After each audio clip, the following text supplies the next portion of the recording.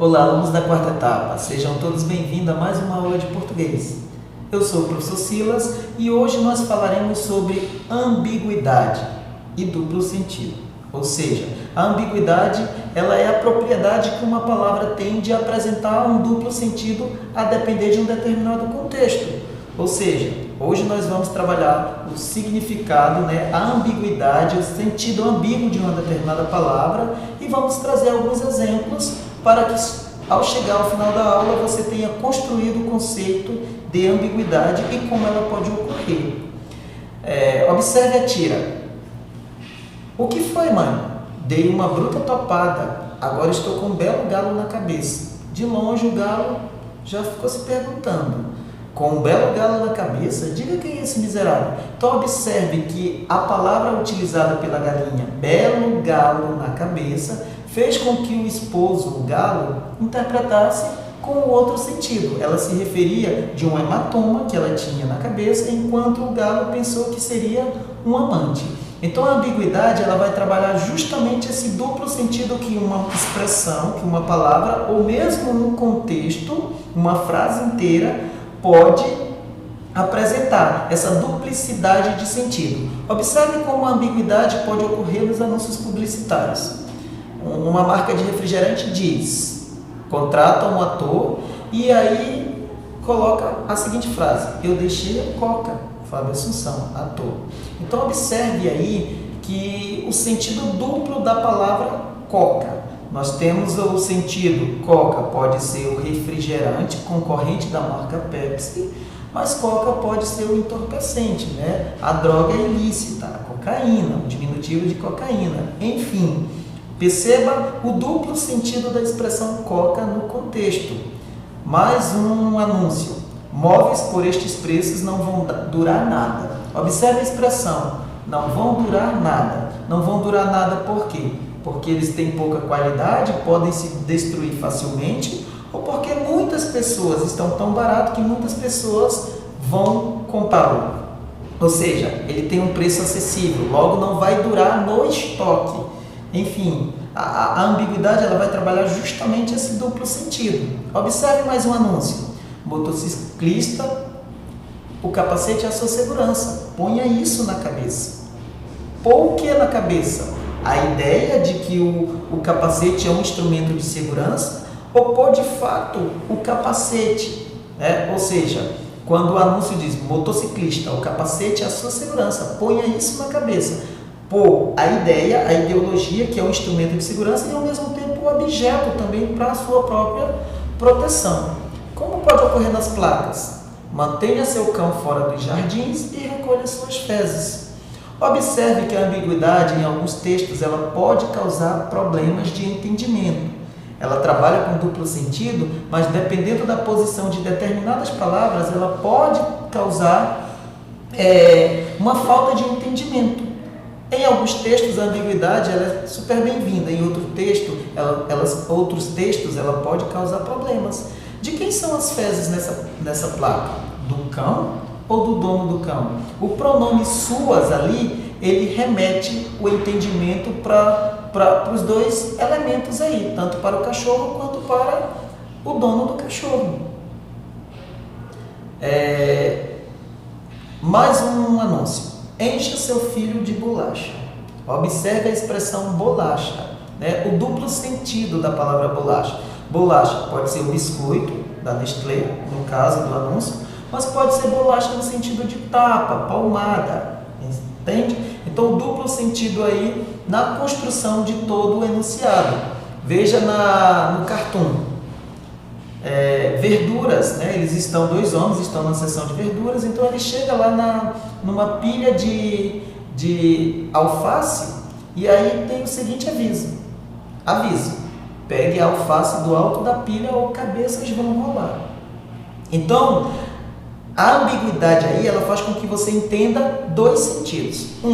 Pode ser a cabeça da alface que vai rolar, mas o outro sentido é de que quem não tirar a alface da pilha corretamente, de cima para baixo, a cabeça da pessoa, a pessoa vai ficar sem cabeça, decapitada. Enfim, o duplo sentido aí da expressão cabeça ou cabeças vão rolar. Né? É lógico que do ponto de vista lógico não é os homens que vão ser decapitados, mas sim a pilha que vai se desmontar e as cabeças das alfaces cairão. Ambiguidade nas tiras. Observe. O que você está tomando? Chuta. Então observe que os dois homens aí, né, um pergunta para o outro o que você está tomando, o outro manda chutar. Olha o duplo sentido. Chutar, adivinhar, supor, fazer uma suposição. E ele entendeu o outro sentido, de realmente agredir, né, com o pé, de fazer o movimento, dar um chute. Então essa foi a ambiguidade nessa tirinha, né, o duplo sentido. As piadas, né, o gênero textual que faz muito uso da ambiguidade. A ambiguidade a gente percebe que ela é utilizada nas piadas, nas charges de cartoon, porque elas ajudam também na construção do humor desses textos. Observe. Como você se tornou alcoólatra? Doutor, eu não bebia. Tudo começou com um problema no olho. No olho? Como assim? Estava com conjuntivite, o médico me passou um colírio e ordenou. Pinga de 4 em 4 horas. Olha a ambiguidade aí da expressão. Pinga de 4 em 4 horas. Pinga no sentido de bebida alcoólica, mas no sentido do verbo pingar, de colocar algumas gotas de 4 em 4 horas. Então veja que o texto, a piada acima, ela tem a sua ambiguidade justamente para ajudar na construção do humor do texto. E aí nós temos dois tipos de ambiguidade. A ambiguidade lexical e a ambiguidade estrutural. A ambiguidade lexical, né, ela é a propriedade que vai fazer com que uma única expressão, uma única palavra ali dentro daquele contexto, apresente um duplo sentido. Enquanto a ambiguidade estrutural, né, ela vai se valer da posição de uma determinada palavra dentro de uma frase. Ou seja, eu vou ter uma estrutura, né, uma frase inteira com sentido ambíguo, enquanto a lexical é apenas uma palavra que vai causar esse duplo sentido. Observe. Estava próximo ao banco. Banco pode ser o banco, o assento, mas pode ser a instituição financeira. Veja que aí, né, a empresa financeira. Veja que aí eu tenho dois sentidos para a palavra banco. Na segunda oração, Ana foi atrás do trem correndo. Veja que além de causar um duplo sentido, a frase ela é imprecisa. Você não diz com exatidão, com precisão quem estava correndo. Era a Ana ou era o trem? Quando Ana foi atrás do trem correndo. Era o trem que estava em alta velocidade correndo ou foi a Ana que foi correndo?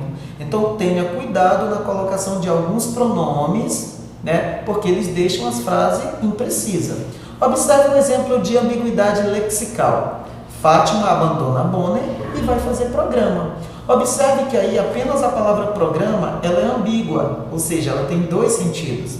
Quando a apresentadora largou a bancada do Jornal Nacional e foi fazer o programa em família, mas como foi noticiado para chamar a atenção do leitor. Então a ambiguidade ela também é utilizada para criar humor e ao mesmo tempo despertar a atenção do leitor. Porque no primeiro momento, programa pode ser entendido como programa sexual ou programa de televisão. Nesse contexto aí, é o programa de televisão. Então, alguns casos frequentes de ambiguidade que podem ser problemas dentro de um determinado texto. Por quê? Porque ele vai causar sentidos possíveis e imprecisão dentro da frase. Observe, problemas com o uso de pronomes possessivos. É o caso da placa que nós já analisamos. Raquel preparou a pesquisa com Silvio e fez sua apresentação. Veja o pronome possessivo sua.